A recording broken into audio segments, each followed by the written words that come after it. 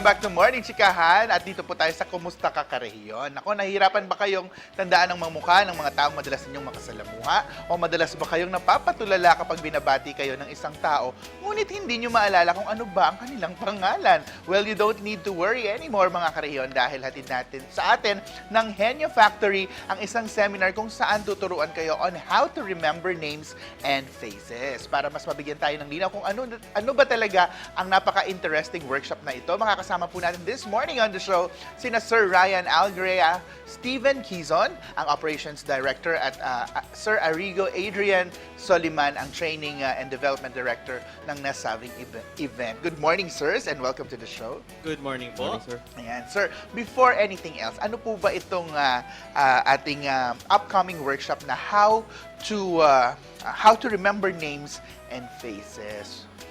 Well, it's a 4-hour workshop na para sa mga taong hindi pa ganun kagaling mag-recognize na names. Yes. Ang tao kasi by nature, alam nila kagad kung ano yung mukha. Makikita mo, kilala ko yan Diba? Pero yung pangalan ang hirap-hirap Yes, sir. atakin. And majority ng mga tao, ganun, umabot na sa point na tinatanggap nila to na normal lang na parang, kilala, ano kasing pangalan nun? Parang gano'n. Oo. Alright. Pero ang nangyayari, it's actually offensive.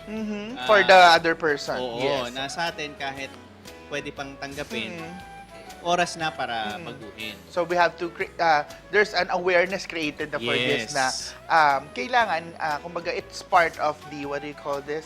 An etiquette siya na kailangan kilala mo yung tao. Tama. Okay. At marami ng ibang bansa na nakakakilala sa sistemang ganito na importante siya. Dito sa Pilipinas, konti pa lang. Yes, At okay. ngayon, yung awareness campaign namin para malaman nila na may solusyon na sa problemang to at we can take a step forward. Okay, that's really interesting. Now, sir, ano po yung mga, I don't want to go into details kasi syempre doon po yan sa workshop malalaman, pero what are the highlights of this workshop na ating i-facilitate by your company, Henyo Factory? By the way, which is, tatanungin ko muna, ano po ang Henyo Factory? Ano po ang serbisyo na ginaganap? Is it a company that people can go into and ask for your service, or it's an event coordinating facility? Well, actually, sir, nagpo-provide kami ng services. Okay. And we are on accelerated learning. So basically, what we do is, kung ano man yung line mo sa business, either you're a businessman, either you're a student, Okay. we can do something dun sa learning ng isang tao. Oh, that's really nice. Yeah, parang kunyari ganito, if you're a student, di ba, pag student, bugbog ka sa pag-aaral After school, ilang oras ka na mag-spend ng time sa school, and then you go outside of the school, you have to review for how many hours a day. Yeah. So what we do is we cut down the study time. Alright. Ayun, if you're a professional or a businessman, what we do is kina-cut down namin naman yung training time. Kasi may mga ibang businesses like call centers, it takes them around 2 months, 3 months to train personnel. So what we do is give us your training program. We'll do something about, we'll infuse accelerated learning techniques on it. And yung learning curve ng mga personnel. So we're saying that same benefits, no, or even better, but shorter period of training time para We shorten the learning curve. Oo, pero yung guarantee is kung paano nyo ifa-facilitate yung 2 months nyo, sa amin ganito lang, konti lang, pero yung absorption nung mga iti-train namin is the same with your 2 months or even Tama. better pa. So that's really nice. So it cuts down the time for your personnel to be more creative in Yes, not only do we cut down study time, ang gusto din naming magawa sana, make learning fun and Yes. easy. Umaabot na sa point kung saan ang learning, sobrang dami mo nang kailangan aralin. Kaya estudyante ka, kaya Yes, sir. professional ka, na masakit na sa ulo. But if you have the right techniques, makes it a lot kumbaga easier. mas mabilis ko matandaan kasi because nung pinag-aaralan ko ito yung natatandaan ko, and it comes up with that fun memory na meron tayo. Sir, can you just give us just a little sample kung ano-ano po yung mga I don't wanna go into details, sabi ko nga kanina dahil sa workshop niyo yun. Pero yung simple, as basic as paano ma-recognize ng isang tao yung kanilang kilalang muka by name. Medyo may mga steps tayong Okay. susundan. Pero to summarize it siguro, magaling dapat ang Kapampangan sa names and faces. Kasi ang Kapampangan, by nature, alaskador. Mapagtisti, sabi nga Mapagsisti nila. na mo. Sisti, So, one way of remembering a person's name is by paying close attention. That's Okay. rule number one. If you're not paying attention, di mo matatandaan Tama kahit yan. gaano ka katalino. Now, when you pay attention, look at the face, then think of the name, saka may pagsisti. Okay, so that's very, very basic, no?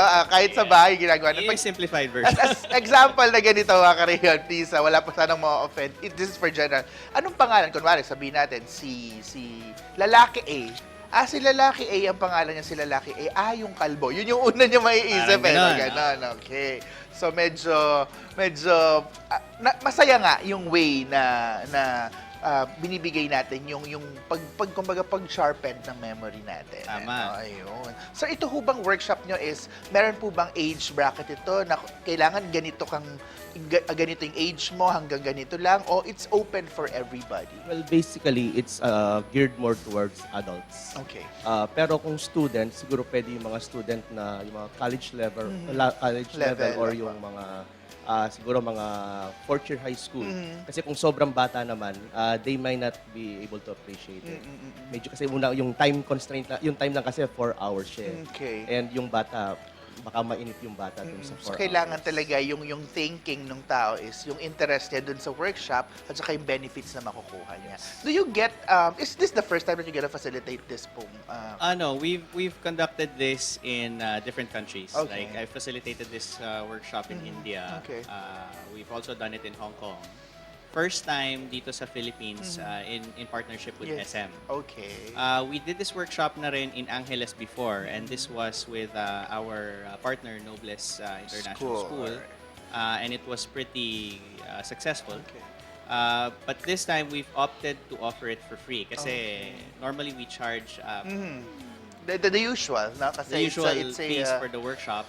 learning Pero ito na yung scheme. pinaka-advocacy namin. At the same time, it's also our support to the Kapampangan people. And because SM was gracious enough to give us the invitation, so yes. we're making good It's use of really that nice. It's really opportunity. nice for actually it's something new for the Filipino. It's actually not new for I mean in the world, and but dito sa atin, especially in our region, it's really new and it's something to look forward to. At I think kailangan na rin talaga, as you've mentioned. Sir, gusto ko lang tanungin kasi you've handled workshop, sabi niyo po galing sa India and other places, no? Kumusta po yung response ng mga pinacilitate nating mga That's participants? a very good question. And I'd like to emphasize this for the Kapampangans. Nung ginawa namin to sa India, maganda. Nung ginawa namin to sa Hong Kong, maganda rin. Pero ang pinaka-magandang resulta sa lahat ng workshops namin, dito pa rin sa Pilipinas. Wow. What do you think is the reason for that? I think kasi tayo, automatic, minimum dalawang salita. English ka, tsaka Filipino. Yes, okay. Kung galing kang probinsya. So parang may kinalaman din yung language barrier. Yes. dyan, no? The languages, the number of languages you speak makes it easier for you to change the perspective of a particular Okay. name. Kasi mabilis na yung point of understanding Oo, mas malawak din yung vocabulary mo. So, mas marami kang pwedeng pang-Alaska. magamit. So it goes to that bottom line na madaling tandaan ang isang pangalan kapag meron kang pampintas. Well, Yes. ano lang naman yun, mababaw, hindi naman yun na deep galing sa puso, Oo, di ba? It's kumbaga parang ginagawa lang natin, Trabaho lang. what do you call this, medium of memorization, kumbaga, di ba? Personalan. Oo, walang personalan. Sir, ano po ba ang medyo naging struggles nyo? If, while na nakita nyo medyo, saan kayong party na nahirapan, pero at the same time, nakita nyo po na potential po itong bagay na nahirapan kami doon, pero na-overcome namin ito by using a certain technique. Ano usually po yung common na nagiging problema natin? When it comes to To the names and participants cases, po. participants, well, in terms of organizing an event kasi, what we found out before was, the moment you offer something for free, medyo, minamaliit. Okay. Ang nagiging is parang, they're offering it for free, then most probably it's not really that So good. parang Parang you can afford quote-unquote parang sa tabi-tabi lang yan, Yes. parang gano'n. That's the reason why dito sa seminar na to, what we did was we made it an open workshop. Okay. Pero kumbaga, if you go at the event, yung sa mismong May 9, Yes. doon ka nag-register, we will have to charge you. Alright. Pero kung magre-register ka before, libre siya. So that's really an advantage. So parang benefit 'yan kapag early registration. Yes. So, libre siya. Actually, even before mag-start, Mhm. basta nag-start na kami, yun, we will have to charge you kasi hindi na siya kasama sa pinlan namin. Alright. So we'll have to prepare for that. Pero so long as you register before the event starts at 3 And o'clock. also it's a nice gauge na alam niyo yung mga nag-pre-register, they're really interested Yes, doon yes. sa mismong workshop na pupuntahan nila. Alright, sir. Saan po gaganapin ng inyong upcoming workshop at kailan po ito? It will be at SM Trade Hall, dito sa Okay. SM Pampanga.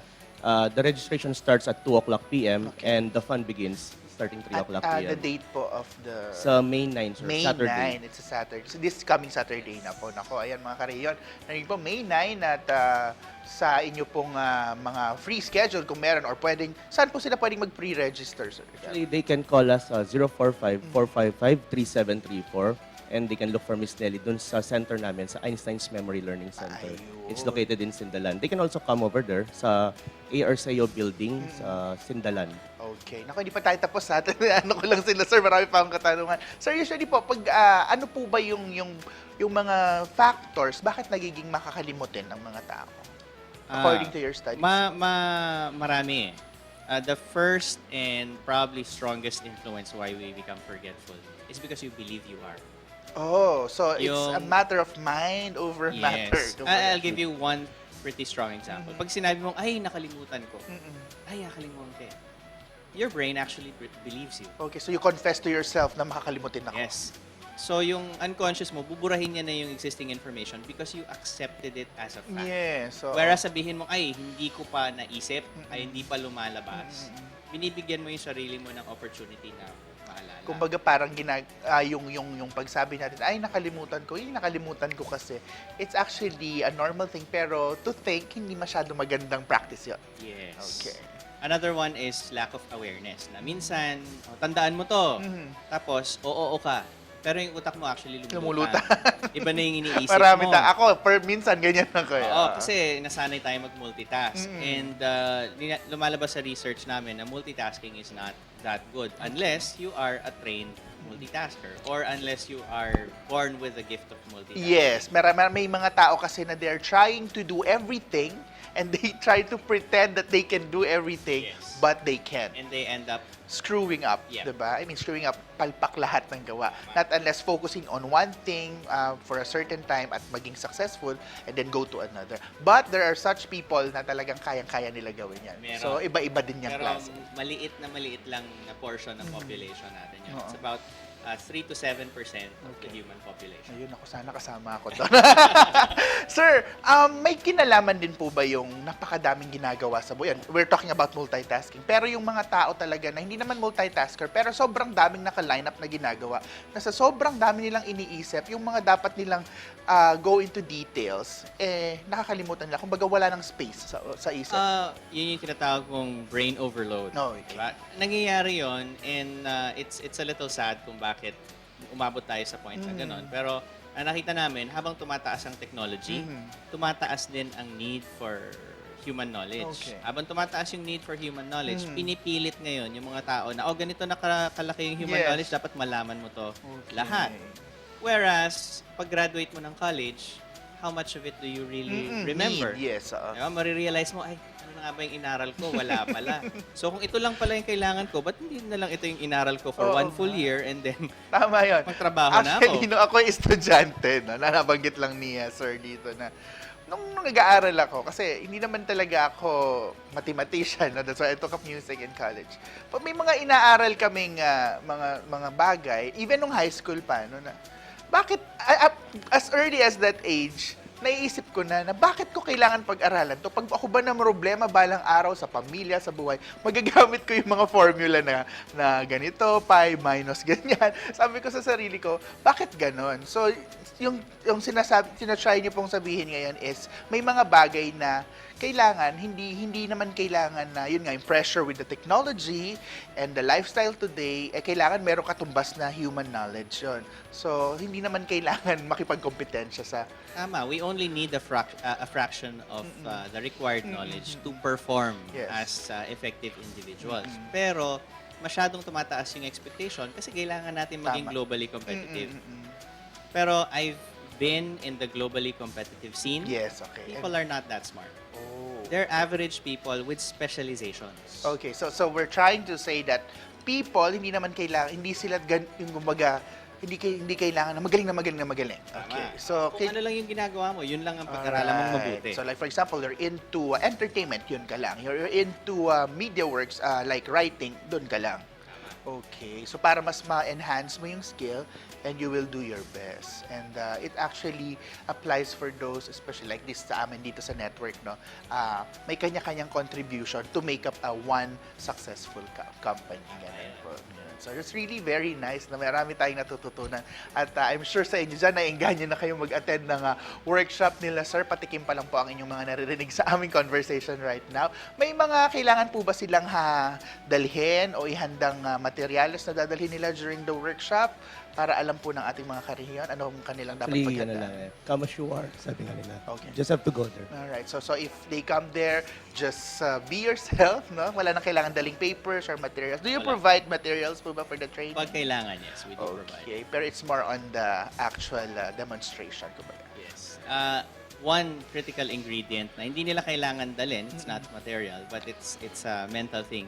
They have to bring genuine interest. Okay, yun lang. And that shows kapag mas maaga po kayo nag-register as early as today. Nako, mga karehiyon, ayan po ang ating narinig nating mga panauhin this morning about the how to remember names and faces workshop. Sirs, would you like to invite our televiewers once again to your upcoming event and workshop?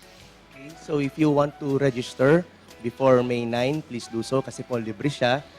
It's gonna be the How to Remember Names and Faces workshop by Henyo Factory will take place on May 9, 3 o'clock p.m. to 7 o'clock p.m. at SM Pampanga Trade Hall. Ayan. Sir, would you like to add anything to what Sir said? Yeah, please support our workshop by joining, and then we're also creating awareness for not only Kapampangans but for the Filipino people. So try to drop by one of these days sa training center po namin dito sa May Sindalan. Nasa taas lang po kami ng Goldilocks, yun yung pinakamadaling makitang landmark. And try to find out what we can offer for you. Kasi we have training programs and services that cater to people of all ages. To be more specific, it's 7 to 70. Okay. So as young as 7, meron na kaming programs na nakahanda para sa kanila. As old as about 70, kaya pa. So kung iniisip nyo, matanda na kayo, nagsa-start na kayong makalimot or bumabagal na yung mga utak, it's not too late. Ayan. Ako, napakagandang balita mula po sa Henyo Factory na balitang dala niya Sir Adrian at ni Sir Ryan para sa ating mga televiewers, mga karehiyon all over the region, Central Luzon at syempre sa inyo dyan na may mga kamag-anak na nais imbitahan ang inyong mga loved ones sa labas ng Central Luzon, pwede nyo silang imbitahan doon sa workshop na magaganap this coming Saturday. Nako, maraming salamat po, sir. And thank you very much for promoting this very informative news para po sa ating mga karehiyon. Thank you very much. Ayan, magbabalik pa rin po ang Morning Chikahan. If you close your eyes, does it